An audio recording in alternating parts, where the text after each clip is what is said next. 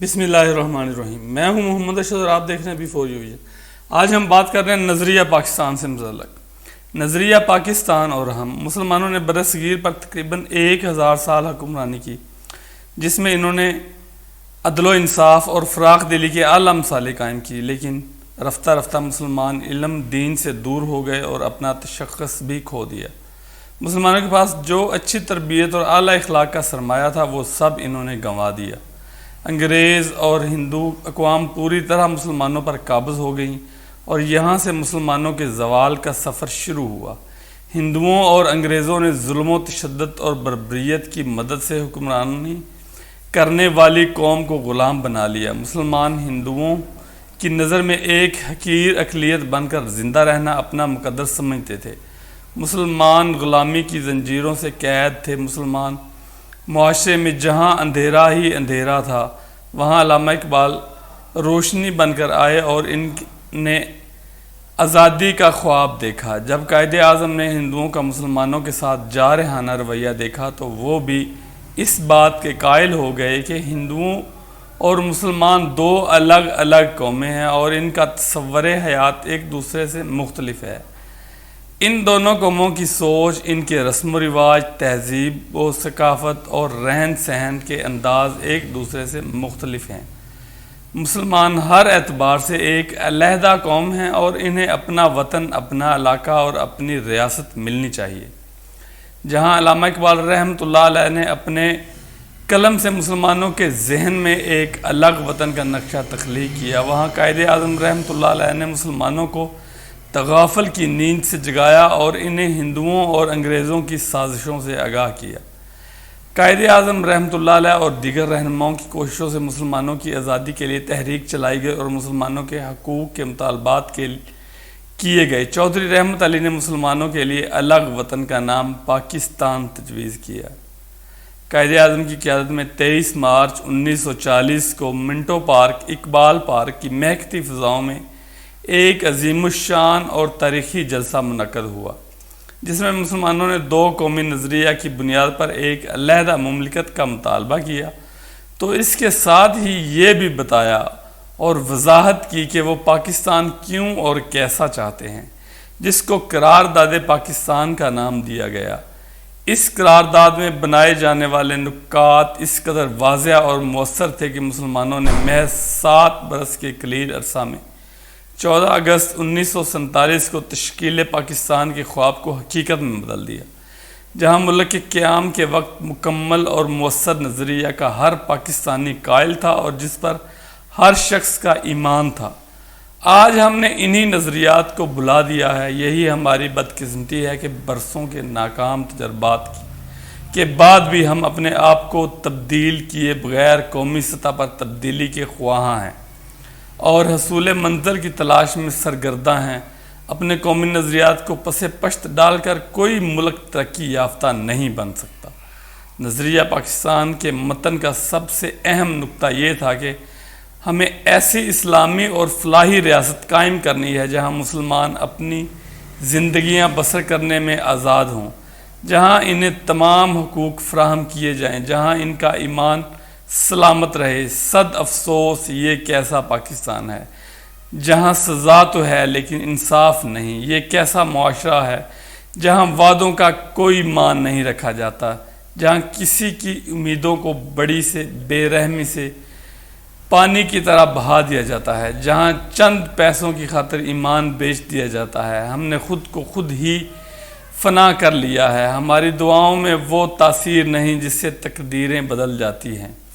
ہم اس ملک کی عظمت و وقار کے محافظ ہیں اور ہم ہی اس ملک کی جڑیں کھوکھلی کر رہے ہیں۔ کوئی معاشرہ اس وقت عظمت کی بلندی پر کھڑا ہوتا ہے جب اس معاشرے میں رہنے والی عورت زیورات پہنے دن کی روشنی کے علاوہ رات کی تاریکی میں بھی تنہا سفر کر سکے اور اس پر کوئی آنچ نہ آئے۔ مگر میرے وطن عزیز میں کسی انسان کا مال حتیٰ کہ اس کی عزت تک محفوظ نہیں رہتی۔ ہم وسوسوں اور اندیشوں میں کہیں کھو گئے ہیں۔ ہم وہ دعائیں اور فریادیں بھول چکے ہیں جو ہمارے بڑوں نے کی تھیں۔ ہم نے اس مقصد کو بھلا دیا ہے جس کی خاطر یہ وطن حاصل کیا گیا تھا۔ ہم برسوں پہلے جس مقام پر کھڑے تھے آج بھی وہیں کھڑے ہیں، کسی غم گسار، کسی رہنما اور کسی معجزے کے انتظار میں۔ ہم نے جنگ آزادی فکری اور ذہنی محاذ پر لڑی، مگر ہندوؤں اور انگریزوں کی کوئی طاقت نے شکست نہیں دے سکی۔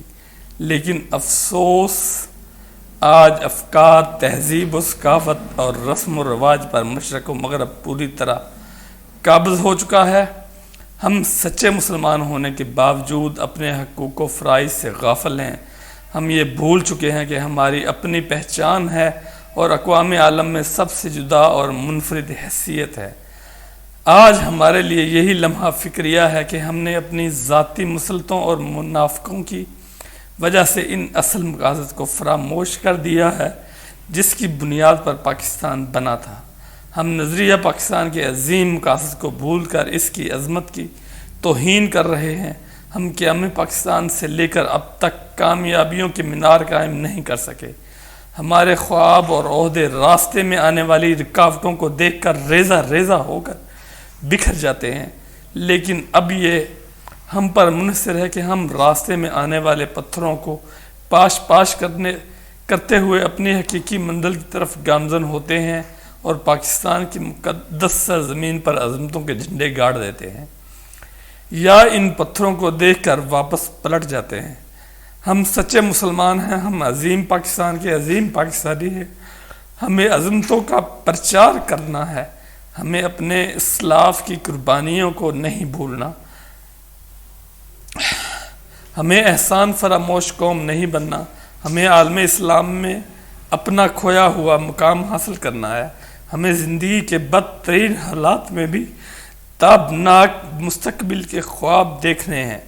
ہمیں اپنے خوابوں کو حقیقت کا لباس پہنانا ہے۔ ہمیں مایوس نہیں ہونا، کیونکہ مایوسی وہ آندھی ہے جو امید و آگہی کے چراغوں کو بجھا دیتی ہے، اور ہمیں ان چراغوں کو جلائے رکھنا ہے تاکہ ہمارا شمار بھی ایسے عظیم رہنماؤں میں ہو سکے جو راستے میں آنے والی مشکلات کو بھی چوم کر سینے سے لگا لیتے ہیں، جو دوسروں کے غم کو اپنا غم سمجھتے ہیں، جن کے الفاظ مرہم ثابت ہوتے ہیں، جو دوسروں کے آرام کی خاطر اپنا سب کچھ قربان کر دیتے ہیں۔ دنیا کی ترقی یافتہ ممالک کے قریب سے تجزیہ کریں تو پتہ چلتا ہے کہ انہوں نے اپنی روایات کو قائم رکھا اور اپنے قومی نظریات اور اصولوں پر نیک نیتی اور اخلاص کے ساتھ عمل پیرا ہو کر شاندار کامیابیاں حاصل کی۔ اپنے قومی نظریات کو زندہ رکھنا بیدار قوموں کا شیوا ہے۔ ہمیں پاکستان سے لگن میں اپنے مفادات اور اغراض و مقاصد کو بھلا دینے کی شدید ضرورت ہے۔ ہمیں اپنا احتساب کرنا ہوگا، اور آج ہم ہی اپنے مقام و منصب کو پہچان کر پاکستان کو وادی جنت بنا سکتے ہیں۔ ہمیں معاشرے کے ایک مفید شہری ہونے کی حیثیت سے جس کا رجحان جس طرف ہے، اس پلیٹ فارم سے پاک سرزمین کی تعبیر و ترقی میں اپنا کردار ادا کرنا چاہیے۔